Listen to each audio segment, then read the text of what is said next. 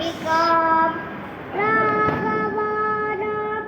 अलङ्कारं वैदेहानाम् अलङ्क्रियां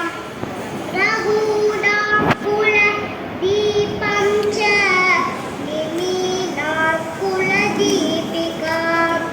सूर्यवंशसमुद्भूतं सोमवंशसमुद्भवां पुत्रं दशरथाख्यातं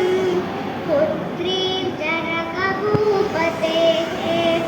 वसिष्ठानुमतः चालं शतानन्दमतानुगां कौसल्यागर्भसम्भूतं वेदिकर्बोदितां वयं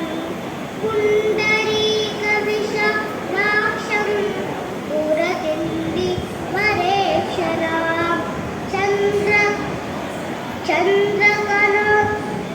चन्द्रकलाभोजं चन्द्रबिम्बोपमाननां मत्तमादङ्गगमनं मत्तहंसवधूपदां चन्द्रनाथभुजामध्यं कुङ्कुमात्रकुचस्थली चापालङ्कृतहस्ताब्जं पद्मालङ्कृतपाणिकां शरणागतगोप्तारं प्रणिपातप्रसादिकां कालमेघनभं रामं कान्तस्मरसमप्रभां दिव्यसिंहासनासीनं दिव्यशक्वस्तभूषणाम् अनुक्षणं कटाक्षाभ्याम्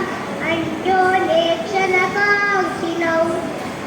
अनेन स्तौतियस्तुत्यं रामं सीता च भक्तितः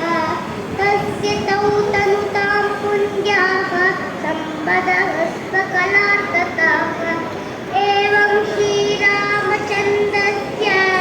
जानक्यास्य विशेषतः कृतं हनुमत